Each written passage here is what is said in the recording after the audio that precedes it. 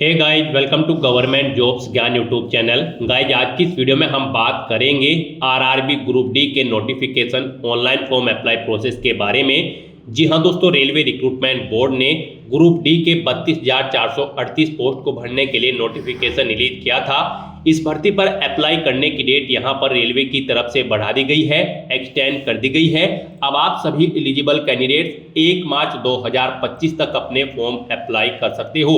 यहां पर OTP problem की वजह से कैंडिडेट को काफ़ी प्रॉब्लम फेस करनी पड़ रही थी, जिसकी वजह से यहां पर स्टूडेंट का कैंडिडेट का समय डिले हुआ था। इसके लिए यहां पर अपडेट बढ़ा दी गई है। अब आप सभी कैंडिडेट 1 मार्च 2025 तक अपने फॉर्म अप्लाई कर सकते हो।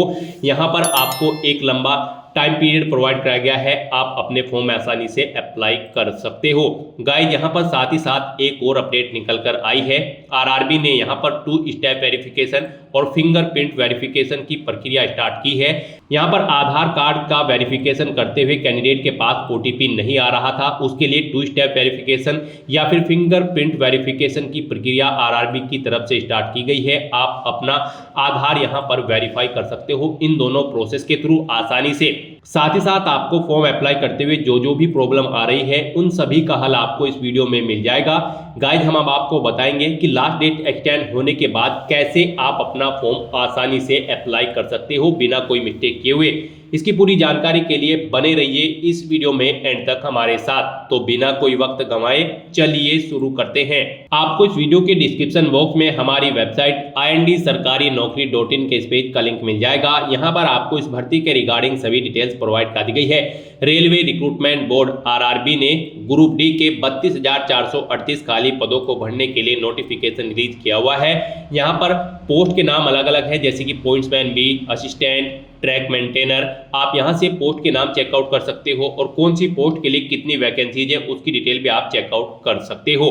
डेट्स की अगर बात करें तो यहां पर अप्लाई करने की डेट एक्सटेंड हुई है। जी हां दोस्तों, पहले आप 22 फरवरी 2025 इस भर्ती पर आवेदन करने की अंतिम तिथि थी, लेकिन इसको बढ़ाकर अब 1 मार्च 2025 कर दिया गया है। यहां पर आधार वेरिफिकेशन करते हुए कैंडिडेट के सामने प्रॉब्लम फेस हो रही थी और उनका टाइम यहां पर डिले हो रहा था, जिसकी वजह से यहां पर बहुत सारे कैंडिडेट के अप्लाई नहीं कर पाए थे। तो इसलिए यहां पर अब आपकी डेट बढ़ाकर 1 मार्च 2025 कर दी गई है। फीस पेमेंट की लास्ट डेट भी यहां पर 3 मार्च 2025 कर दी गई है। पहले ये 24 फरवरी 2025 थी और एप्लीकेशन फॉर्म में करेक्शन अब आप 4 से 13 मार्च 2025 के बीच में कर सकते हो। यहां पर अगर आपसे कोई एप्लीकेशन फॉर्म में मिस्टेक हो जाती है तो उसमें आप करेक्शन 4 से 13 मार्च 2025 के बीच में कर सकते हो। 10वीं पास, ITI पास या फिर national apprenticeship certificate holder candidate apply कर सकते हैं। गाइस, यहां पर आप ऑल इंडिया से ऑनलाइन अप्लाई कर सकते हो। उसके लिए आपको इस पेज को नीचे स्क्रॉल डाउन करना है। इंपोर्टेंट लिंक सेक्शन में आकर last date extended notice PDF, सबसे पहले आपको इस PDF के लिंक पर क्लिक करना है और यहां से आपको चेकआउट कर लेना है। आपकी लास्ट डेट एक्सटेंड हो चुकी है।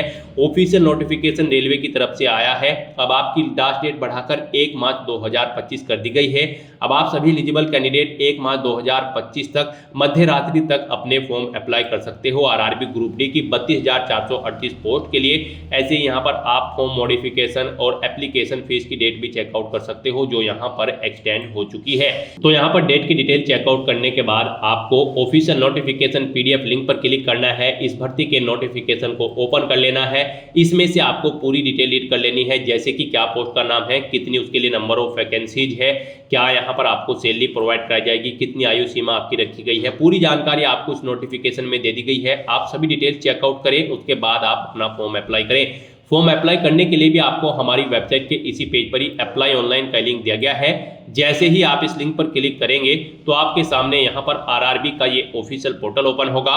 गाइस, यहाँ पर आने के बाद आपको इस वेबसाइट के टॉप पर ही अप्लाई का ये टैब दिया गया है। जैसे ही आप इसके ऊपर अपना कर्सर लाएंगे, अगर आपने यहाँ पर पहले से रजिस्ट्रेशन कर रखा है तो आपको ऑलरेडी हैव एन अकाउंट इस ऑप्शन पर क्लिक करना है और फिर यहाँ पर आपसे पूछा गया है आप लॉगिन करने के लिए आधार के थ्रू लॉगिन करना चाहते हो या फिर आरआरबी अकाउंट के थ्रू। अगर आप आधार के थ्रू यहाँ पर लॉगिन करना चाहते हैं तो लॉगिन विद आधार इस ऑप्शन पर क्लिक करें। उसके बाद आप अपना आधार नंबर या फिर कोई अपनी ID का नंबर एंटर करें जो आपने प्रोवाइड कराई थी। फिर आप जनरेट OTP ऑप्शन पर क्लिक करें आपके रजिस्टर्ड मोबाइल नंबर पर एक ओटीपी आएगा। वो ओटीपी आपको यहाँ पर एंटर करना है और फिर आपको I am not a robot इस ऑप्शन पर क्लिक करना है और लॉगिन की टैब पर क्लिक करके अपने डैशबोर्ड में लॉगिन करके अपना फॉर्म अप्लाई कर लेना है। और गाइज अगर आप आरआरबी अकाउंट के थ्रू लॉगिन करना चाहते हैं तो आप लॉगिन विद आरआरबी अकाउंट इस ऑप्शन पर क्लिक करें, अपना मोबाइल नंबर या ईमेल एड्रेस एंटर करें, अपना पासवर्ड एंटर करें, I am not a robot इस चेकबॉक्स को ओके करें और लॉगिन की टैब पर क्लिक करके फिर यहाँ पर आपके सामने 2 फैक्टर ऑथेंटिकेशन का ये पॉपअप ओपन होगा। यहाँ पर आप सेंड ओटीपी टू ईमेल इस ऑप्शन पर क्लिक करें या फिर सेंड ओटीपी टू फोन इस ऑप्शन पर क्लिक करें। अगर आप ओटीपी टू ईमेल ऑप्शन पर क्लिक करते हैं तो आपकी ईमेल आईडी पर एक ओटीपी जाएगा। वो ओटीपी आपको यहाँ पर एंटर करना है और लॉगिन की टैब पर क्लिक करके अपने डैशबोर्ड में लॉगिन कर लेना है। और अगर आप send OTP to phone option पर क्लिक करते हैं तो फिर आपके रजिस्टर्ड मोबाइल नंबर पर एक ओटीपी जाएगा। वो ओटीपी आपको यहाँ पर एंटर करना है और फिर लॉगिन की टैब पर क्लिक करके अपने डैशबोर्ड में लॉगिन कर लेना है और फिर वहां से आप अपना फॉर्म अप्लाई कर ले। और गाइस यहाँ पर अगर आपने अभी तक अपना रजिस्ट्रेशन नहीं किया है, आप फर्स्ट टाइम आरआरबी की इस भर्ती के लिए अप्लाई करने जा रहे हैं, तो यहाँ पर आपको सबसे पहले अपना अकाउंट क्रिएट करना होगा। उसके लिए आपको क्रिएट एन अकाउंट इस ऑप्शन पर क्लिक करना है। उसके बाद आपके सामने कुछ इस तरह से इंटरफेस ओपन होगा। यहाँ पर आकर आपको सबसे पहले अपनी नेशनैलिटी सिलेक्ट कर लेनी है, फिर आपको अपना फुल नेम यहाँ पर देना है। ये नेम आपको अपनी 10वीं की मार्कशीट के अकॉर्डिंग देना होगा। फिर आपको अपना कंप्लीट नाम एक बार फिर से यहाँ पर टाइप कर देना है वेरिफिकेशन के लिए। उसके बाद आपसे पूछा गया है कि क्या आपने कभी अपना नाम चेंज किया है, अगर किया है तो यस ऑप्शन सेलेक्ट करें, फिर I understand and I agree इस ऑप्शन पर क्लिक करें और जो नाम आपने चेंज किया है वो यहाँ पर आप एंटर कर दे, उसे रिटाइप करके कंफर्म कर ले। और अगर आपने कभी अपना नाम चेंज नहीं किया है तो यहाँ पर आपको नो ऑप्शन सेलेक्ट करना होगा। उसके बाद यहाँ पर आपको अपनी डेट ऑफ बर्थ इस कैलेंडर में से सिलेक्ट करनी है, उसे एक बार फिर से यहाँ पर आपको टाइप करना होगा DDMMYY फॉर्मेट में, मींस पहले डे फिर मंथ और फिर ईयर। उसके बाद यहाँ पर आपको अपना जेंडर सेलेक्ट करना है, अपना जेंडर एक बार फिर से आपको रिसेलेक्ट करना है। अपने फादर का नाम आपको यहाँ पर एंटर करना है, फिर आपको अपने फादर का नाम भी यहाँ पर रिटाइप करना होगा। सभी चीजें यहाँ पर आपको 2 टाइम एंटर करनी होगी वेरिफिकेशन के लिए। उसके बाद यहाँ पर आपको अपनी मदर का नाम एंटर करना है, उसे भी कंफर्म कर लेना है एक बार फिर से रिटाइप करके। उसके बाद यहाँ पर आपको अपनी कॉन्टैक्ट डिटेल प्रोवाइड करानी है। आप अपना ईमेल एड्रेस यहाँ पर एंटर करें और फिर जनरेट ईमेल ओटीपी इस ऑप्शन पर क्लिक करें। आपकी ईमेल आईडी पर एक ओटीपी आएगा, वो ओटीपी आप यहाँ पर एंटर करें और अपनी ईमेल आईडी को वेरीफाई कर लें। फिर आप अपना मोबाइल नंबर यहाँ पर एंटर करें और फिर जनरेट मोबाइल ओटीपी ऑप्शन पर क्लिक करें। उसके बाद आपके मोबाइल नंबर पर एक ओटीपी आएगा, वो ओटीपी आपको यहाँ पर एंटर करके अपना मोबाइल नंबर भी वेरीफाई कर लेना है। मोबाइल नंबर वेरीफाई करने के बाद आपको अपना आधार वेरिफिकेशन करना है। आधार वेरिफिकेशन सेक्शन में आने के बाद सबसे पहले आपको इस चेकबॉक्स को ओके करना होगा। गाइस यहाँ पर आरआरबी की सभी भर्ती के लिए आधार कार्ड वेरिफिकेशन मस्ट कर दिया गया है। अब आपको सभी भर्तियों में पार्टिसिपेट करने के लिए सबसे पहले अपना आधार कार्ड वेरीफाई करना होगा, अदरवाइज यहाँ पर आप आरआरबी की भर्ती के लिए अप्लाई नहीं कर पाओगे। यहाँ पर कैंडिडेट के सामने आधार वेरिफिकेशन करते हुए प्रॉब्लम फेस हो रही थी, उनका हल यहाँ पर कर दिया गया है। आरआरबी की तरफ से टेक्निकल प्रॉब्लम थी सर्वर की, उसे यहाँ पर सॉर्ट आउट कर दिया गया है। अब यहाँ पर आप सिंपली अपना आधार नंबर एंटर करें, फिर आप ओटीपी वेरिफिकेशन ऑप्शन पर क्लिक करके जनरेट आधार ओटीपी ऑप्शन पर क्लिक करें। एक ओटीपी आपके रजिस्टर्ड मोबाइल नंबर पर आएगा जो आपके आधार से अटैच है, वो ओटीपी आप यहां पर एंटर करें और वेरीफाई बटन पर क्लिक करके अपना आधार कार्ड यहां पर वेरीफाई कर ले। और अगर आपका आधार कार्ड यहां पर ओटीपी के थ्रू वेरीफाई नहीं हो रहा है तो फिर आप फिंगरप्रिंट वेरिफिकेशन इस ऑप्शन पर क्लिक करें और फिर आप कैप्चर फिंगरप्रिंट इस ऑप्शन पर क्लिक करें और फिर आप अपने फिंगरप्रिंट यहां पर आधार कार्ड की कैप्चर कर ले और वेरीफाई की टैब पर क्लिक करके आप अपने फिंगरप्रिंट यहां पर वेरीफाई कर ले। इस तरह से आप अपना आधार कार्ड यहां पर अब 2 तरह से वेरीफाई कर सकते हो, ओटीपी के थ्रू या फिर फिंगरप्रिंट के थ्रू। यहां पर ये ऑप्शन आपके सामने इसलिए लाए गए हैं क्योंकि यहां पर आधार कार्ड वेरिफिकेशन करते हुए कैंडिडेट के सामने प्रॉब्लम फेस हो रही थी। अब आप अपनी चॉइस के अकॉर्डिंग ओटीपी के थ्रू या फिर फिंगरप्रिंट के थ्रू आधार वेरीफाई कर सकते हो। फिर यहां पर आपको अपना पासवर्ड क्रिएट करना है। पासवर्ड यहां पर आपका अल्फा न्यूमेरिक फॉर्मेट में होना चाहिए, मींस आपके पासवर्ड में कम से कम एक अपर केस कैरेक्टर, एक लोअर केस कैरेक्टर, एक इंटीजर नंबर और एक स्पेशल कैरेक्टर जैसे कि @ या फिर डॉलर होना चाहिए। तो इस फॉर्मेट में आपको अपना पासवर्ड क्रिएट करना है। वही पासवर्ड आपको यहां पर कंफर्म पासवर्ड फील्ड में एंटर करना है। उसके बाद आपको I am not a robot इस चेकबॉक्स को ओके करना है और फिर आपको preview and create an account इस ऑप्शन पर क्लिक कर देना है। उसके बाद आपका अकाउंट क्रिएट हो जाएगा। फिर आपको इस पेज को ऊपर स्क्रॉल करके लॉगिन हियर इस ऑप्शन पर क्लिक करना है और फिर यहाँ पर आपसे पूछा गया है आप लॉगिन करने के लिए आधार के थ्रू लॉगिन करना चाहते हो या फिर आरआरबी अकाउंट के थ्रू। अगर आप आधार के थ्रू यहाँ पर लॉगिन करना चाहते हैं तो लॉगिन विद आधार इस ऑप्शन पर क्लिक करें। उसके बाद आप अपना आधार नंबर या फिर कोई अपनी आईडी का नंबर एंटर करें जो आपने प्रोवाइड कराई थी। फिर आप जनरेट ओटीपी ऑप्शन पर क्लिक करें। आपके रजिस्टर्ड मोबाइल नंबर पर एक ओटीपी आएगा, वो ओटीपी आपको यहाँ पर एंटर करना है और फिर आपको I am not a robot इस ऑप्शन पर क्लिक करना है और लॉगिन की टैब पर क्लिक करके अपने डैशबोर्ड में लॉगिन करके अपना फॉर्म अप्लाई कर लेना है। और गाइस अगर आप आरआरबी अकाउंट के थ्रू लॉगिन करना चाहते हैं तो आप लॉगिन विद आरआरबी अकाउंट इस ऑप्शन पर क्लिक करें, अपना मोबाइल नंबर या ईमेल एड्रेस एंटर करें, अपना पासवर्ड एंटर करें, I am not a robot इस चेकबॉक्स को ओके करें और लॉगिन की टैब पर क्लिक करके फिर यहाँ पर आपके सामने 2 फैक्टर ऑथेंटिकेशन का ये पॉपअप ओपन होगा। यहाँ पर आप सेंड ओटीपी टू ईमेल इस ऑप्शन पर क्लिक करें या फिर सेंड ओटीपी टू फोन इस ऑप्शन पर क्लिक करें। अगर आप ओटीपी टू ईमेल ऑप्शन पर क्लिक करते हैं तो आपकी ईमेल आईडी पर एक ओटीपी जाएगा, वो ओटीपी आपको यहाँ पर एंटर करना है और लॉगिन की टैब पर क्लिक करके अपने डैशबोर्ड में लॉगिन कर लेना है। और अगर आप send OTP to phone option पर क्लिक करते हैं तो फिर आपके रजिस्टर्ड मोबाइल नंबर पर एक ओटीपी जाएगा, वो ओटीपी आपको यहाँ पर एंटर करना है और फिर लॉगिन की टैब पर क्लिक करके अपने डैशबोर्ड में लॉगिन कर लेना है और फिर वहां से आप अपना फॉर्म अप्लाई कर ले।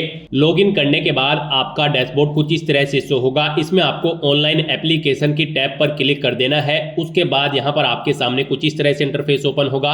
अब यहाँ पर आपको CN 8/2024 various post in level 1 of 7 CPC पे मैट्रिक्स के सेक्शन में आना है। यहाँ पर ये ग्रुप डी की 32,438 पोस्ट के लिए वैकेंसी है। तो यहाँ पर आकर आपको सबसे पहले अपना कोई बोर्ड सेलेक्ट कर लेना है जिस बोर्ड में आप अप्लाई करना चाहते हैं। तो यहाँ पर आप अपना बोर्ड सेलेक्ट करने के बाद इस चेकबॉक्स को ओके करें और फिर नेक्स्ट ऑप्शन पर क्लिक कर दें। नेक्स्ट आपके सामने आपका एप्लीकेशन फॉर्म ओपन हो जाएगा। यहाँ पर कुछ चीजें आपकी ऑटोमेटिकली फिल कर ली गई है। आपकी रजिस्ट्रेशन डिटेल्स है जो आपने रजिस्ट्रेशन में प्रोवाइड कराई थी। अब यहाँ पर आपको अपना मैरिटल स्टेटस सेलेक्ट करना है, अपना रिलीजन सेलेक्ट करना है, अपनी मातृभाषा आपको सेलेक्ट कर लेनी है। फिर यहाँ पर एग्जामिनेशन आप किस लैंग्वेज में चाहते हैं वो भाषा आप सेलेक्ट करें। फिर आपकी बॉडी पर कहीं कोई कट या तिल का निशान है तो उस पैलेस का नाम एंटर कर दे। फिर आप एक और पैलेस का नाम एंटर कर सकते हैं अगर आपकी बॉडी पर एक से ज्यादा जगह कोई चिन्ह है। अगर नहीं है तो यहाँ पर आप नो मार्क एंटर कर दें। उसके बाद यहाँ पर आपको अपनी कम्युनिटी सेलेक्ट कर लेनी है। फिर यहाँ पर आपको अपनी कास्ट का नाम एंटर करना है। अपना अगर आप रिजर्व कैटेगरी से बिलोंग करते हो तो यहाँ पर आपको अपना कम्युनिटी सर्टिफिकेट नंबर एंटर करना है। फिर आपको ये सर्टिफिकेट किसने प्रोवाइड कराया है उस पोस्ट की डेजिग्नेशन की अथॉरिटी का नाम आपको सिलेक्ट कर लेना है। फिर कौन से स्टेट में इशू हुआ है वो स्टेट आपको सिलेक्ट कर लेना है। कम्युनिटी सर्टिफिकेट आपका किस डेट को इशू हुआ है वो डेट आपको कैलेंडर में से सिलेक्ट कर लेनी है।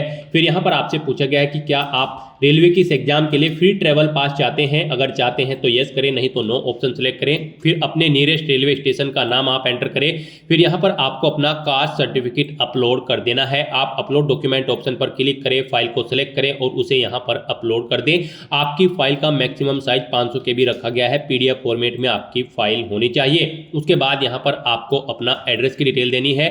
आप अपना प्रेजेंट एड्रेस एंटर करें, फिर परमानेंट एड्रेस एंटर करें और अगर आपका परमानेंट एड्रेस आपके प्रेजेंट एड्रेस के अकॉर्डिंग सेम है तो यहाँ पर आप इस चेकबॉक्स को ओके कर दें।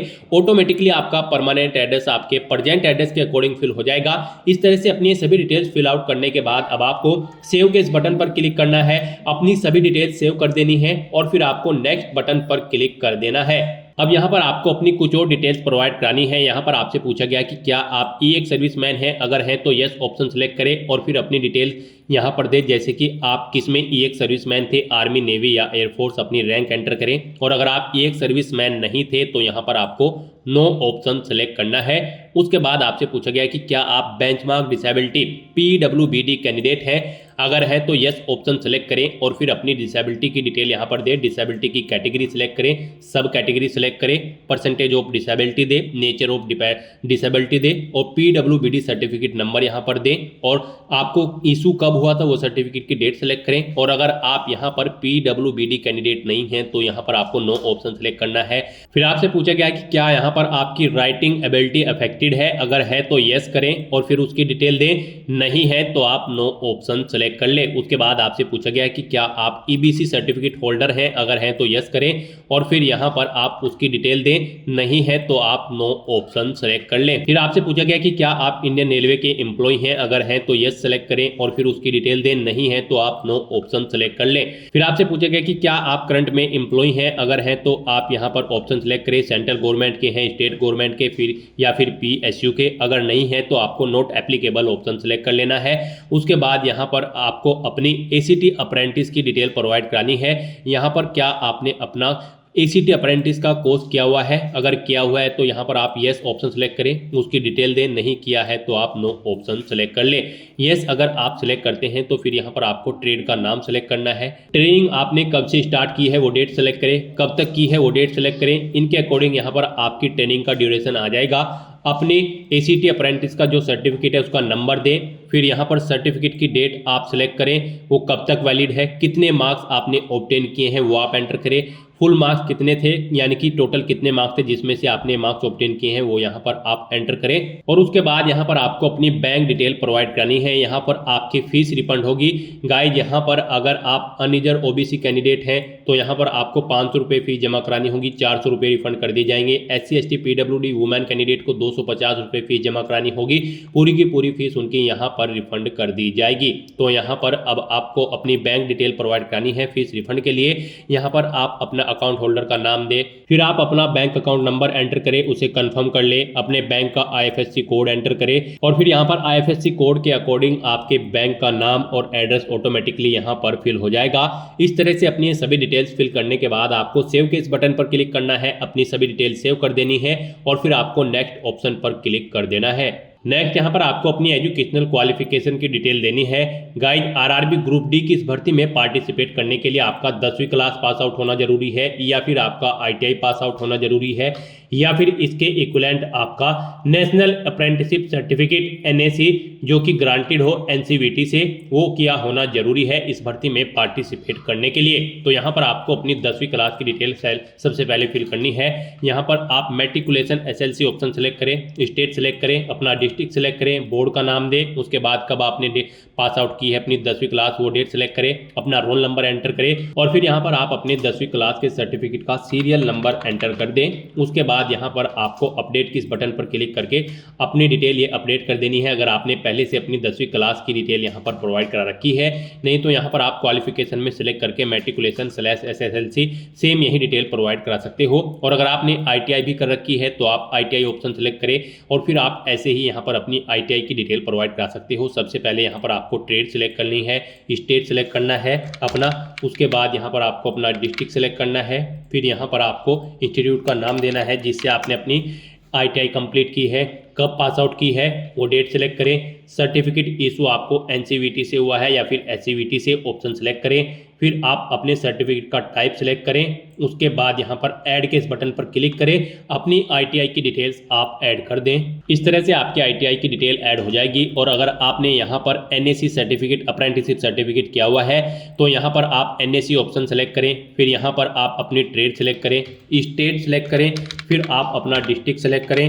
डिस्ट्रिक्ट सेलेक्ट करने के बाद यहाँ पर आप इंस्टीट्यूट का नाम दें जिससे आपने ये सर्टिफिकेट किया है, कब किया है वो डेट सेलेक्ट करें। सर्टिफिकेट इशू आपको NCVT से हुआ होगा तो ये आप ऑप्शन सेलेक्ट करें। सर्टिफिकेट का टाइप आप सिलेक्ट करें NAC और फिर ऐड के इस बटन पर क्लिक करके अपने सर्टिफिकेट की डिटेल को भी आप ऐड कर दें। इस तरह से अपनी क्वालिफिकेशन की डिटेल ऐड करने के बाद अब आपको नेक्स्ट ऑप्शन पर क्लिक करना है। उसके बाद आपके सामने यहाँ पर कुछ इस तरह से इंटरफेस ओपन होगा। अब यहाँ पर आपको अपना फोटो और सिग्नेचर अपलोड करने हैं। गाइस यहाँ पर आपका फोटो 50 KB से 100 KB के बीच में होना चाहिए। यहाँ पर इसकी हाइट 320 पिक्सल और विड्थ 240 पिक्सल होनी चाहिए और सिग्नेचर भी आपके यहाँ पर 30 KB से 50 KB के बीच में होने चाहिए। इनकी हाइट 60 पिक्सल और विड्थ 140 पिक्सल होनी चाहिए। ये डॉक्यूमेंट आपके JPG या फिर JPEG फॉर्मेट में होने चाहिए। यहाँ पर अगर आपका फोटो और सिग्नेचर बड़े या छोटे हैं तो आप गूगल में जाकर इमेज रिसाइजर का कोई भी वेबसाइट ओपन करके उसमें अपने डॉक्यूमेंट यहाँ पर आप ओके कर सकते हो और फिर उन्हें यहाँ पर आप अपलोड कर सकते हो। अपलोड करने के लिए आपको यहाँ पर ब्राउज के इस बटन पर क्लिक करना है और फाइल को सिलेक्ट करना है और उसे यहाँ पर आपको 1 बाय 1 करके अपना फोटो सिग्नेचर अपलोड कर देने हैं। गाइस इस सेक्शन में आपको दी गई गाइडलाइंस के अकॉर्डिंग अपने फोटो और सिग्नेचर अपलोड करने हैं, अदरवाइज यहाँ पर आपका एप्लीकेशन फॉर्म रिजेक्ट हो सकता है। जैसा कि हमने स्टार्टिंग में ही बताया था कि कौन सी वो कॉमन मिस्टेक है जिसे करने से आपके एप्लीकेशन फॉर्म रिजेक्ट हो सकते हैं, तो इसी सेक्शन की वो मिस्टेक है। इस सेक्शन में अगर आप मिस्टेक करोगे, दी गई गाइडलाइन के अकॉर्डिंग अगर आप अपने डॉक्यूमेंट अपलोड नहीं करोगे फोटो और सिग्नेचर, तो आपका एप्लीकेशन फॉर्म यहाँ पर रिजेक्ट हो सकता है। तो इस तरह से अपना फोटो सिग्नेचर यहाँ पर अपलोड करने के बाद आपको सेव के इस बटन पर क्लिक करना है, इन्हें सेव कर देना है और फिर आपको नेक्स्ट ऑप्शन पर क्लिक कर देना है। नेक्स्ट आपके सामने कुछ इस तरह से इंटरफेस ओपन होगा। यहाँ पर आप जिस पोस्ट के लिए एलिजिबल हैं आपको यहाँ पर वो शो कर दी गई है। मान लीजिए आप यहाँ पर किसी और पोस्ट के लिए अप्लाई करना चाहते हैं तो फिर आपको अपना आरआरबी चेंज करना होगा। स्टार्टिंग में ही यहाँ पर जिस आरआरबी को आपने सिलेक्ट किया है और आपकी एलिजिबिलिटी के अकॉर्डिंग यहाँ पर आपको पोस्ट शो कर दी गई है। आप इस पोस्ट पर एलिजिबल हैं अप्लाई करने के लिए। ये पोस्ट आपके आरआरबी और एलिजिबिलिटी के अकॉर्डिंग यहाँ पर शो होगी। अगर आप और पोस्ट के लिए अप्लाई करना चाहते हैं तो फिर आपको अपना आरआरबी चेंज करना है और अपनी क्वालिफिकेशन उसके अकॉर्डिंग देनी है, फिर आपको यहाँ पर वो पोस्ट भी शो कर दी जाएंगी। तो यहाँ पर अब आपको अपना पोस्ट सेलेक्ट कर लेनी है। यहाँ पर आप प्लस के इस बटन पर क्लिक करें और इसे इस सेकंड कॉलम में ऐड कर दें। यहाँ पर आप प्रेफरेंस भी सेट कर सकते हैं। अगर आप मल्टीपल पोस्ट यहाँ पर आपके सामने आती है तो आप उन्हें यहाँ पर जिस पोस्ट को पहले नंबर पर प्रेफरेंस देना चाहते हैं उसे पहले सेलेक्ट करें और यहाँ पर ऐड कर दें, जिसे सेकंड देना चाहते हैं उसे सेकंड नंबर पर सेलेक्ट करके इधर ऐड कर दें। तो इस तरह से आप यहाँ पर आप अपनी पोस्ट प्रेफरेंस दे सकते हैं। फिर आपको इस पेज को नीचे स्क्रॉल करना है, इस चेकबॉक्स को ओके करना है, फिर यहाँ पर आपको इस चेकबॉक्स को ओके करना है, अपना पैलेस यहाँ पर एंटर करना है और फिर आपको सेव के इस बटन पर क्लिक करके अपनी सभी डिटेल्स सेव कर देनी है और फिर आपको प्रीव्यू एप्लीकेशन इस ऑप्शन पर क्लिक कर देना है। नेक्स्ट आपको आपके एप्लीकेशन फॉर्म का पूरा प्रीव्यू शो कर दिया जाएगा। आपको सभी डिटेल्स केयरफुली चेकआउट करनी है, पेज को नीचे स्क्रॉल करना है। यहाँ पर आप अगर कोई मिस्टेक पाते हो तो आप एडिट बटन पर क्लिक करके अपने फॉर्म को एडिट कर ले, नहीं तो आपको चेकबॉक्स को ओके करना है और सबमिट बटन पर क्लिक कर देना है। फिर आपके सामने पॉपअप आएगा। यहाँ पर अगर आप अब एक बार फिर से सबमिट कर देंगे तो फिर आप यहाँ पर एडिट नहीं कर पाओगे अपने एप्लीकेशन फॉर्म में। इसका नोटिस आपको दे दिया गया है। यहाँ पर सभी चीजें ओके हैं तो आपको सबमिट बटन पर दोबारा से क्लिक कर देना है। यहाँ पर आपका एप्लीकेशन फॉर्म सक्सेसफुली सबमिट हो चुका है। अब यहाँ पर आपको अपना फीस पेमेंट करना है। फॉर्म आपका फीस पेमेंट के बाद ही कंसिडर किया जाएगा। तो यहाँ पर आपको 250 रुपए फीस के रूप में जमा कराने हैं। ये फीस का अमाउंट आपकी कैटेगरी के अकॉर्डिंग शो होगा। अगर आप अनरिजर्व ओबीसी कैंडिडेट है तो 500 रुपए शो होगा। SC ST PWD women candidate हैं तो आपको 250 रुपए फीस के रूप में यहाँ पर जमा कराने होंगे। तो यहाँ पर अब आपको पे विद SBI ई-पे इस ऑप्शन पर क्लिक करना है। यहाँ पर इस चेकबॉक्स को ओके करना है, प्रोसीड बटन पर क्लिक कर देना है। उसके बाद आपको फीस पेमेंट के इंटरफेस पर डायरेक्ट कर दिया जाएगा। गाइस यहाँ पर आप debit card, credit card, net banking या फिर UPI के थ्रू अपना फीस पेमेंट कर सकते हो। UPI ऑप्शन अगर आप सेलेक्ट करते हो तो फिर यहाँ पर आपके पास अगर अपनी UPI ID है तो आप एंटर करके अपना फीस पेमेंट कर दे, अगर नहीं है तो फिर आप UPI QR ऑप्शन पर क्लिक करें। यहाँ पर आपको आपका एक QR कोड प्रोवाइड कराया जाएगा, आप उसको स्कैन करके अपना फीस पेमेंट कर सकते हैं। फीस पेमेंट करने के बाद आपका फॉर्म कंसीडर हो जाएगा। उसके बाद आप अपने डैशबोर्ड में जाकर अपने फॉर्म का स्टेटस चेकआउट कर सकते हो और उसका एक हार्ड कॉपी प्रिंट आउट ले लें फ्यूचर यूज के लिए, फ्यूचर रेफरेंस के लिए। तो दोस्तों ऐसे आप RRB ग्रुप डी 32,438 पोस्ट के लिए अपना फॉर्म अप्लाई कर सकते हो बिना कोई मिस्टेक किए हुए। आज की इस वीडियो में बस इतना ही। आई होप ये वीडियो आपको पसंद आई होगी। अगर पसंद आई हो तो इसे लाइक और शेयर करें। चैनल पर नए हो तो इसे सब्सक्राइब कर लें। Thanks for watching.